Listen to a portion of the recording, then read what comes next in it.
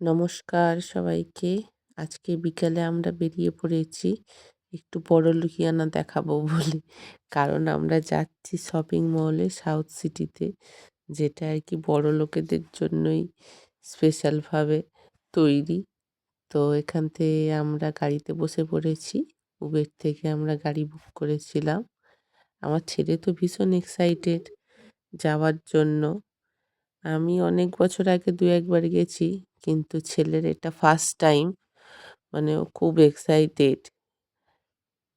তো চলুন, কথায় কথায় আমরা চলে এলাম সাউথ সিটিতে।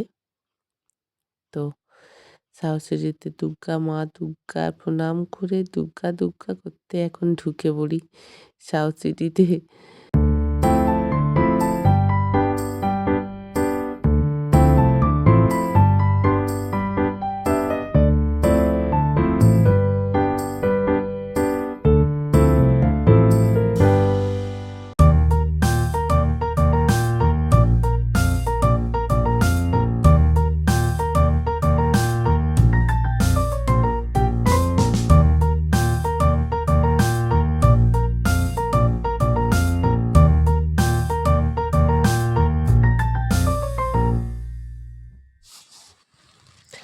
আমরা ভিতরে ঢুকে এসেছি।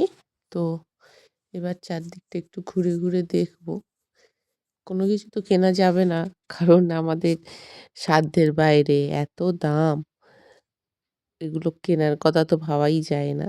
তো একটু ঘুরে ঘুরে দেখছি। এখানে এই যে জুতোগুলো দেখছেন, এই জুতোগুলোর দাম এত, যে জুতোগুলো কিনলে পায়ে পরতে আর ইচ্ছে করবে না, মনে হবে আলমারিতে গুছিয়ে তুলে রাখি।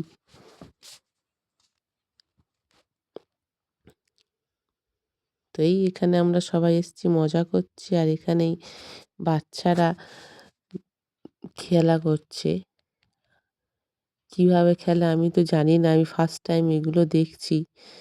তো বড়লোকেদের বাচ্চারা এরা সব ডিজিটাল জিনিস নিয়ে খেলে অভ্যস্ত, তো এরা একদম এক্সপার্ট।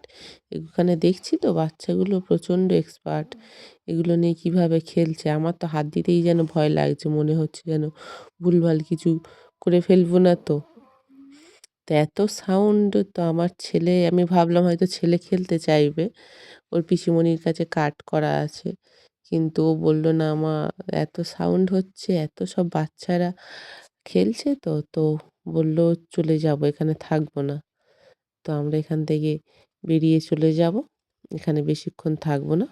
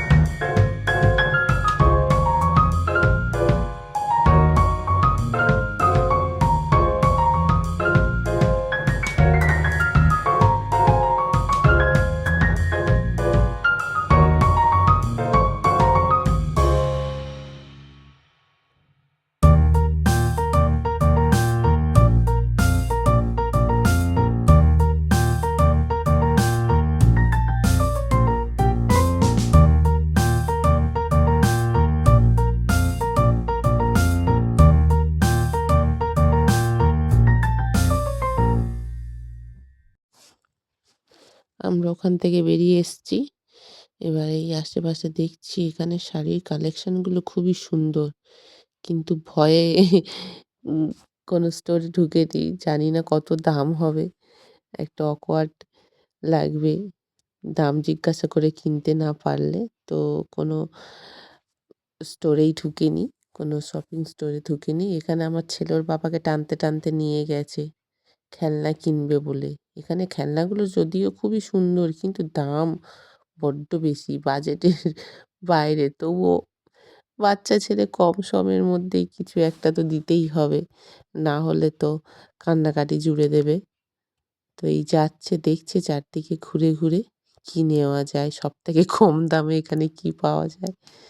তো এখন দেখছি বাচ্চাদের এখানে প্রচুর খেলনার কালেকশন, বাপরে বাপ!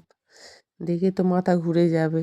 আমার ছেলে তো বুঝতেই পারছে না কি নেবে। একবার এটা ধরে টানছে, একবার ওটা ধরে টানছে। আর সব জিনিস যে জিনিসটা চোখে লাগছে সেই জিনিসটার দাম তো ১,০০০ এর ওপরে। এই একটা জিনিস ওর বাবা খুব পছন্দ করেছিল। বলল, "এটা ভালো লাগছে, এটা নেব।" কিন্তু এটার দাম যা ২,০০০ এরও বেশি। বলি, ৳২,০০০ র খেলনা, আর আমার ছেলে যা বদমাইশ, জিনিসটা বাড়িতে নিয়ে যাওয়ার সঙ্গে, সঙ্গে তার একেবারে শেষ। আর নেই।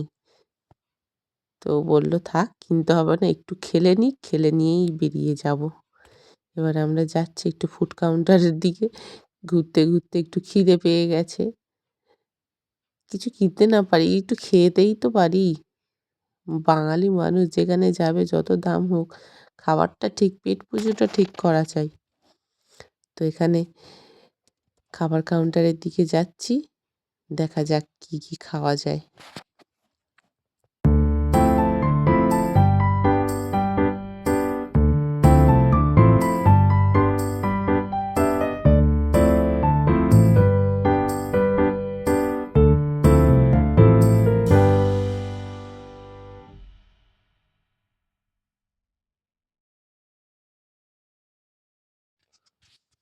ওর পিসিমণি এখানে দেখাচ্ছে এই নিচে একটা কি হ্যারি পটারের কি খেলনা কাউন্টার না কি একটা হয়েছে।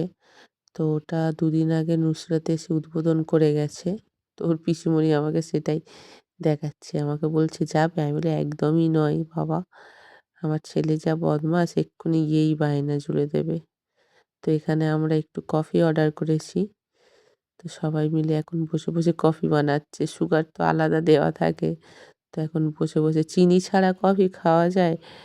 তো চিনি দিয়ে এখন হচ্ছে কফিটা গুলতে শুরু করেছে। আর চিনি যে এখানে এত ছোট, ছোট দিয়েছে, মানে কি বলবো, ৪-৫ টা প্যাকেট দিলেও মানে কোনো মিষ্টিই হচ্ছে না। আর আমার ছেলে বায়না ধরেছে, "পিজ্জা খাবো মা, পিজ্জা খাবো।" ওর জন্য একটা পিজ্জা অর্ডার করেছি। অর্ডার করেছি, মোমো আছে, বার্গার আছে। তো সবকিছু খেয়ে এবার বাড়ি ফেরার পালা। বাড়িতে ফিরে চলে যাচ্ছি। খুব এনজয় করেছি সারাদিন। ভালোই ঘুরলাম সবাইয়ের সাথে, হাসি মজা করলাম। অনেকদিন পর বাইরে বেরিয়েছি। তো খুব ভালো লাগলো। আর এই সবের মধ্যে নিজেদের তো কিছু কেনাই হলো না। এই সবের মধ্যে আমার ছেলেরই লাভের লাভ হয়ে গেল। ওর পিসিমণি ওকে খেলনা কিনে দিয়েছে। সেই খেলনাটা নিয়ে এখন বাবু নাচতে, নাচতে চলেছে।